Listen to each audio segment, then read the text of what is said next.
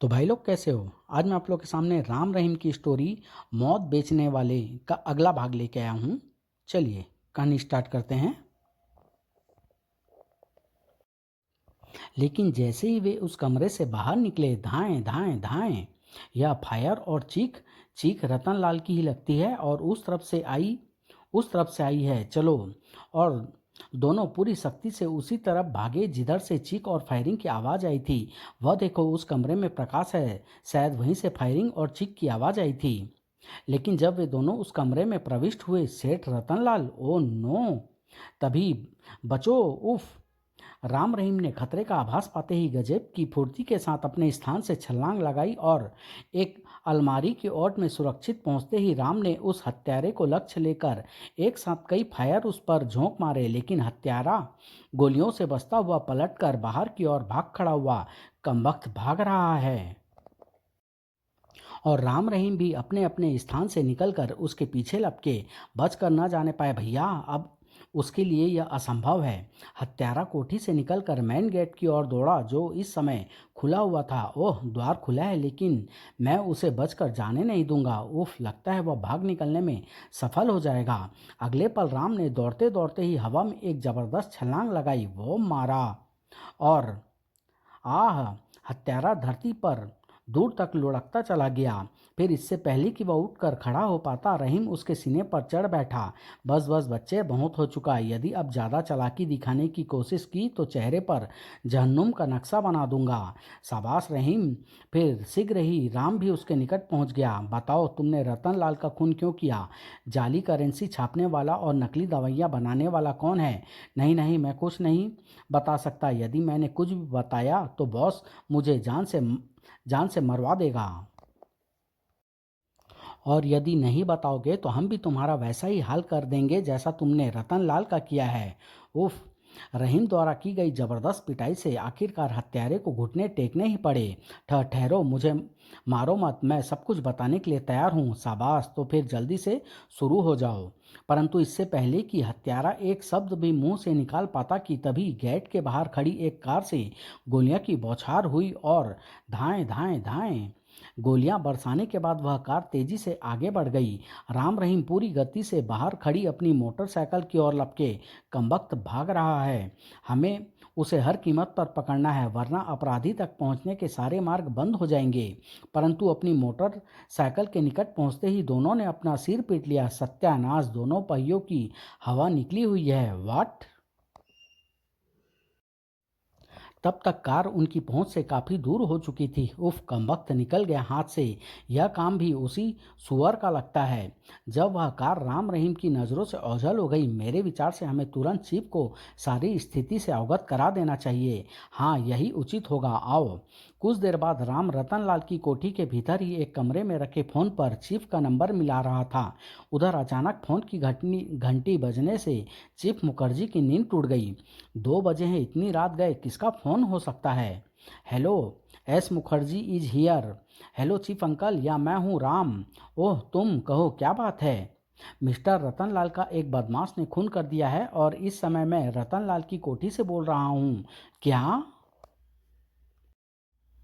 मैं अभी पहुंच रहा हूं। सुनो, तुम इंस्पेक्टर श्याम को भी फ़ोन कर दो ताकि वह फोटोग्राफर व एम्बुलेंस आदि लेकर वहां पहुंच जाए। Okay chief. फिर फ़ोन डिस्कनेक्ट करने के बाद चीफ मुखर्जी जल्दी से कपड़े बदलने लगे और कुछ देर बाद चीफ मुखर्जी के साथ साथ इंस्पेक्टर श्याम भी अपने दल बल के साथ सेठ रतनलाल की कोठी पर था। इंस्पेक्टर, अब इसमें कोई संदेह नहीं रहा कि रतनलाल नकली दवाई बनाने वाले गिरोह का एक एजेंट था और यह बदमाश भी उसी गिरोह का एक मुर्गा। यही बात लगती है। मेरे विचार से हमें कोठी की तलाशी लेनी चाहिए। हो सकता है कोई ऐसा सूत्र हाथ लग जाए जो हमें मुख्य अपराधी तक पहुंचा दे। मैं भी यही कहना चाहता था। आओ भीतर चलें। इंस्पेक्टर श्याम ने तुरंत सिपाहियों को कोठी की तलाशी लेने का आदेश दिया और स्वयं चीफ मुखर्जी और राम रहीम के साथ उस कमरे में पहुंच गया जहां रतनलाल की लाश पड़ी थी। राम सिंह, फोटोग्राफर जब अपना काम निपटा ले तो दोनों लाशों को पोस्टमार्टम के लिए भेज देना। Yes sir. तभी तलाशी ले रहे सिपाहियों में से एक ने वहां प्रवेश किया। सर, नकली दवाइयां तो हमें नहीं मिली, लेकिन एक अंडरग्राउंड तहखानों में लाखों के नोट पड़े हैं। क्या? ओह! तुरंत चिप मुखर्जी, राम रहीम और इंस्पेक्टर श्याम उस सिपाही के साथ एक कमरे में पहुंचे जहां से तहखाने में जाने का मार्ग था। सर, संयोग से मेरा हाथ इस तस्वीर पर पड़ गया था, इसके घूमते ही यह गुप्त मार्ग निकल आया था। नीचे चलो। तहखाने में अंकल, ये तो जाली नोट मालूम पड़ते हैं, 100% जाली है। माय गॉड, इसका मतलब यह हुआ कि रतनलाल जाली नोटों के धंधे में भी संलग्न था। हाँ, ये जाली नोट इस बात का स्पष्ट प्रमाण है अंकल। मेरे विचार से आपको तुरंत रतन मेडिको के कर्मचारियों को गिरफ्तार कर लेना चाहिए। मुझे विश्वास है कि उनसे आपको रतनलाल के नकली दवाइयों के स्टॉक का पता चल जाएगा। ठीक कहते हो राम, मैं अभी चलकर उन्हें गिरफ्तार करता हूँ। इंस्पेक्टर श्याम उसी समय कुछ पुलिसकर्मियों के साथ रतन मेडिको के कर्मचारियों को गिरफ्तार करने के लिए उनके घर की ओर रवाना हो गए। रात काफ़ी बीत चुकी है। मेरे विचार से अब तुम दोनों भी घर जाकर आराम करो। सुबह इंस्पेक्टर श्याम से तुम्हें सारी रिपोर्ट मिल जाएगी। ओके चीफ, आओ रहीम चलें। जीप से विदा लेकर राम रहीम ने निकट के ही टैक्सी स्टैंड से एक टैक्सी पकड़ी और अपने घर की ओर चल पड़े। अपनी मोटरसाइकिल उन्होंने वहीं छोड़ दी थी। मेरे विचार से रामनगर जाने का प्रोग्राम अब कैंसिल ही करना पड़ेगा, हो सकता है, लेकिन यह श्याम अंकल की कल मिलने वाली रिपोर्ट पर निर्भर करता है। उधर रतनलाल के हत्यारा शहर के अंतिम छोर पर बने एक खूबसूरत बंगले पर पहुंचा और कार से उतरकर वह भीतर की ओर बढ़ा। सबसे पहले बॉस को सारी स्थिति से अवगत करा देना ही उचित होगा। बंगले के भीतर एक कमरे में पहुंचकर उसने एक गुप्त अलमारी से एक छोटा सा किंतु शक्तिशाली ट्रांसमीटर निकाला और अपने बॉस से संपर्क जोड़ने लगा। Hello hello, Pedro calling. Hello hello, wanted black man. शीघ्र ही पेड्रो के रहस्यमय बॉस ने अपने ट्रांसमीटर पर उसकी आवाज़ कैच की। Yes Blackman receiving. तुम कौन बोल रहे हो? मैं पेड्रो बोल रहा हूँ बॉस। रिपोर्ट। बॉस, आपके आदेशानुसार टोनी ने रतनलाल को ठिकाने लगा दिया था, लेकिन वह खुद भी राम रहीम के शिकंजे में फंस गया था, अतः मजबूरी में मुझे उसे भी ठिकाने लगाना पड़ा। वेरी गुड, यह तुमने बहुत अच्छा किया। हम यह कदापि पसंद नहीं करते कि पुलिस को हमारे बारे में एक शब्द भी मालूम हो। हम तुमसे प्रसन्न हैं। धन्यवाद बॉस। मेरे लिए कोई और आदेश? हाँ सुनो, रतनलाल की कोठी की तलाशी में पुलिस के हाथ हमारे जाली नोट लग चुके हैं और पुलिस रतनलाल के तीनों सेल्समैनों को गिरफ्तार करने के चक्कर में है। तुम्हें उनमें से एक सेल्समैन केशव का मुंह किसी भी कीमत पर बंद करना है। समझ गया बॉस, आप निश्चिंत रहे। गुड, बाकी बातें सुबह होगी। Over and all. Okay boss, over and all. शुक्र है बॉस मेरे कार्य से नाराज नहीं हुए। अब जल्दी से केसों की टोह लूँ। कहीं ऐसा ना हो कि मेरे पहुंचने से पहले ही पुलिस उससे सब कुछ उगलवा ले। उधर इंस्पेक्टर श्याम ने भोर होने से पहले ही रतन मेडिको के तीनों सेल्समैनों को उनके घर से गिरफ्तार कर रतनलाल की दुकान पर छापा मारा और दुकान के नीचे ही बने एक अंडरग्राउंड तहखाने में पहुंचने में सफल हो गया। ओह माय गॉड, इतनी तादाद में नकली दवाइयाँ! फिर तमाम नकली दवाइयों की पेटियों को जब्त करने और दुकान को सील बंद करने के पश्चात इंस्पेक्टर श्याम तीनों सेल्समैनों को लेकर थाने पहुंचा। क्या नाम है तुम लोगों के? कमल, सुरेश, केशव। ये नकली दवाइयाँ तुम्हारी दुकान पर कहाँ से आती थी और इनका निर्माण करने वाला कौन है और इनकी फैक्ट्री कहाँ है?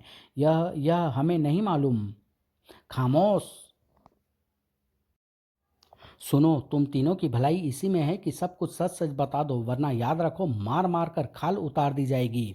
हम सच कहते हैं इंस्पेक्टर साहब, हमें इसके सिवा कुछ मालूम नहीं कि एक काले रंग की वैन हर सप्ताह आती थी और कुछ पेटियां उतार कर चली जाती थी। उन पेटियों को रतन सेठ केशव द्वारा ही अंडरग्राउंड गोदाम में रखवाते थे और केशव ही उनके कहने पर वह दवाइयाँ वहाँ से लाकर ग्राहकों को देता था। हाँ साहब, यह सच है। यानी तुम दोनों यह कहना चाहते हो कि केवल केशव ही इस संबंध में जानता है? जी हाँ सेठ जी, इसी पर हम सबसे ज़्यादा विश्वास करते थे। तुरंत इंस्पेक्टर श्याम की खूनी दृष्टि केशव के चेहरे पर स्थिर हो गई। मेरे विचार से अब तुम झूठ नहीं बोलोगे और जो कुछ जानते हो सच सच बता दोगे या ये झूठ बोलते हैं? मुझे कुछ नहीं मालूम। इनकी तरह मैं भी सेठ की हर बात से अनभिज्ञ हूँ। क्रोध से बिफरता हुआ श्याम एकदम से केशव पर टूट पड़ा। कुत्ते सुअर, तुम बातों से नहीं लातों से मानोगे। बताओ। नहीं नहीं, मुझे कुछ नहीं मालूम। अब भी बता दो। नहीं। हाय मरा। बोलो, सच्चाई बताने को तैयार हो या नहीं? शीघ्र ही। ठहरिए ठहरिए, मुझे और मत मारिए इंस्पेक्टर साहब, मैं सब कुछ बताने के लिए तैयार हूँ। गुड। अब आए रास्ते पर। उस समय पेड्रो पुलिस स्टेशन के ठीक सामने की इमारत की एक खिड़की पर मौजूद था। कमबख्त ने घुटने टेक दिए हैं। अब देर करना उचित नहीं होगा। बताओ, ये नकली दवाएं कौन बनाता है और इनका कारखाना कहाँ है? ध्यान रहे, एक भी बात झूठी निकली तो। नहीं नहीं, मैं सब कुछ सच सच बताऊंगा। दवाएं कौन बनाता है यह तो मुझे नहीं मालूम, लेकिन दवाइयाँ और जाली करेंसी राम न। ओह नहीं। गोली लगते ही केशव के प्राण पखेरु उड़ गए। इंस्पेक्टर श्याम को समझते देर नहीं लगी कि गोली कहाँ से चलाई गई है, अतः वह तुरंत चीख उठा, सिपाहियों, हत्यारा उस इमारत में है। जल्दी से इमारत को चारों ओर से घेर लो। वह बचकर निकलना नहीं चाहिए। Yes sir. लेकिन जैसे ही श्याम सिपाहियों के साथ थाने से निकलकर सड़क पर पहुंचा, ठीक उसी समय पेड्रो सामने की इमारत से निकलकर एक तरफ खड़ी अपनी कार की ओर दौड़ा। खबरदार रुक जाओ वरना गोली मार दूंगा। परंतु पेड्रो रुका नहीं और कार में सवार होकर भाग निकला। इंस्पेक्टर श्याम ने फायरिंग कर कार का टायर ब्रस्ट करना चाहा, लेकिन उसे सफलता नहीं मिली और उफ, कमबख्त निकल गया।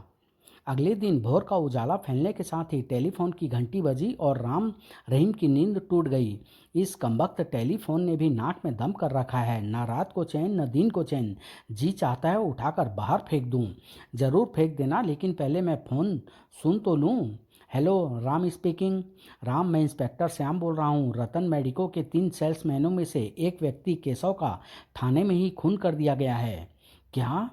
दूसरी ओर से पूरी बात सुनने के पश्चात इसका मतलब यह हुआ कि उन तीनों में से केशव को ही अपराधी के बारे में सब कुछ मालूम था, इसलिए उसे ही मार्ग से साफ कर दिया गया है।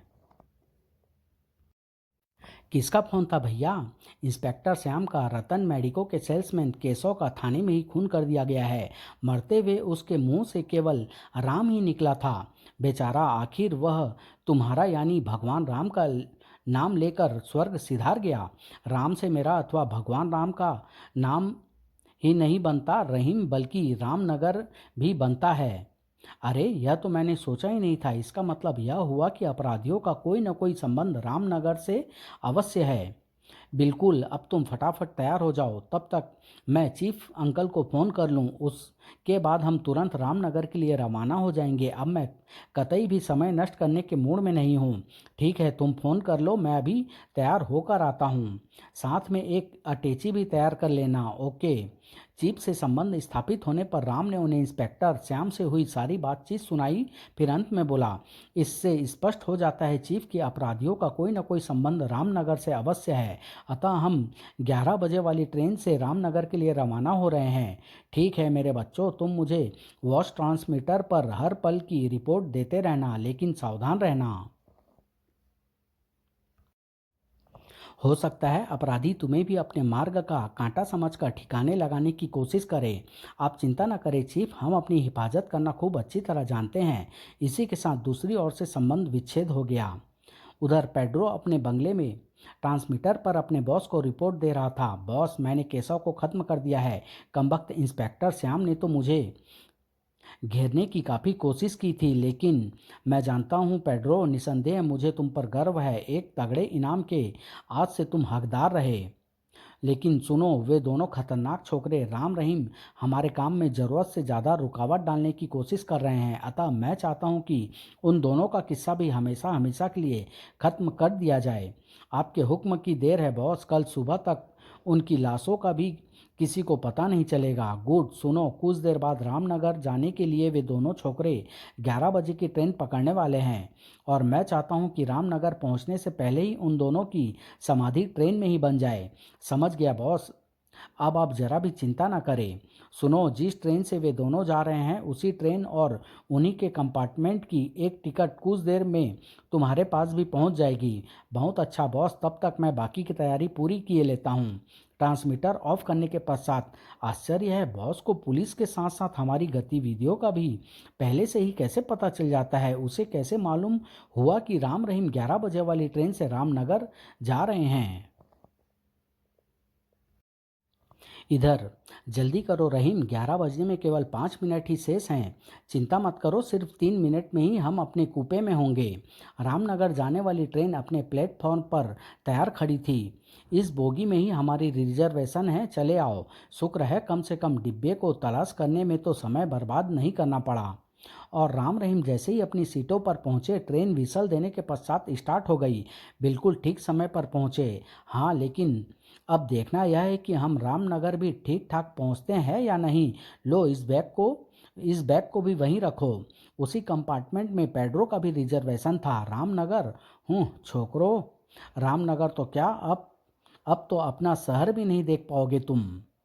मेरे विचार से हम सुबह तक रामनगर पहुंचेंगे। हाँ, सुबह 8 बजे के लगभग। लगभग 1 घंटे तक लगातार दौड़ते रहने के पश्चात ट्रेन जब एक जंक्शन पर रुकी तो पेड्रो अचानक ही अपनी सीट से उठ खड़ा हुआ। माफ़ कीजिएगा, मुझे यहीं उतरना है। ऑफ कोर्स, लीजिए, आगे बढ़िए। ट्रेन से नीचे उतरते ही पेड्रो से एक आदमी टकराया। क्या रहा? टाइम बम मैंने उन दोनों की सीट के नीचे रख दिया है। ठीक 15 मिनट बाद बम फटेगा। और इधर राम रहीम के कंपार्टमेंट में चोर चोर, पकड़ो पकड़ो मेरा, हाय मेरा बैग। खबरदार जो मेरे सामने कोई आया। चोर चोर, अरे कोई पकड़ो उसे, वह मेरा सारा रुपया ले गया। वह कमबख्त हमारे सामने ही दिलेरी दिखा रहा है, अभी चखाता हूँ मजा। चोर पकड़े जाने के भय से बजाय प्लेटफॉर्म पर उतरने के दूसरी ओर से उतरकर पटरियों पर दौड़ पड़ा। रहीम, उसके चाकू से सावधान रहना, चिंता ना करो। रुक जाओ वरना जान से हाथ धो बैठोगे। आने दो, इन चूहे के बच्चों से तो मैं निपट लूंगा। जब रहीम ने चोर को रुकते नहीं देखा तो उसने हवा में एक जबरदस्त लंबी उछाल भरी और हमारे रहते तुम बच कर नहीं जा सकते बेटा। आह! गिरने के बाद चोर ने गजब की फुर्ती के साथ उठना चाहा, लेकिन तब तक राम भी उसके सिर पर पहुंच चुका था। माफ करना भाई, तुम्हारा खेल यहीं खत्म कर रहा हूं। तभी कुछ लोगों के साथ पुलिस भी वहां आ पहुंची। लीजिए इंस्पेक्टर साहब, आपका शिकार हाजिर है। सिपाहियों, डाल दो इसके हाथों में हथकड़ियां। धन्यवाद बच्चों, हम तुम्हारा आभारी हैं। इस सुअर ने काफ़ी समय से रेल यात्रियों को परेशान कर रखा था। यह हमारा कर्तव्य था इंस्पेक्टर, अब हमें इजाज़त दीजिए। उसी समय वह स्त्री भी वहां पहुंच गई जिसका बैग चोर लेकर भागा था। कहाँ है मेरा बैग? हाय मेरा बैग! घबराइए नहीं, आपका बैग बिल्कुल सुरक्षित है, यह लीजिए। तभी ट्रेन ने व्हिसल दी। ओह, ट्रेन चलने वाली है, आओ रहीम चलें। और राम रहीम के साथ साथ वह स्त्री भी ट्रेन की ओर बढ़ चली। क्या पेड्रो द्वारा छिपाया गया टाइम बम राम रहीम को मौत के घाट उतार सका? क्या मौत बेचने और देश की अर्थव्यवस्था को अव्यवस्थित करने वाले अपराधी पकड़े जा सके? ब्लैकमैन उर्फ मुख्य अपराधी को राम रहीम की गतिविधियों की जानकारी पहले से ही कैसे हो जाती थी? ब्लैकमैन जाली नोट और नकली दवाइयों का निर्माण करके आखिर अपना कौन सा प्रतिशोध पूरा करना चाहता था? इन सब प्रश्नों का उत्तर जानने के लिए नेक्स्ट भाग का इंतजार कीजिए कानून का शिकंजा से, जो बहुत जल्द आप लोग के सामने लेके आऊँगा। धन्यवाद।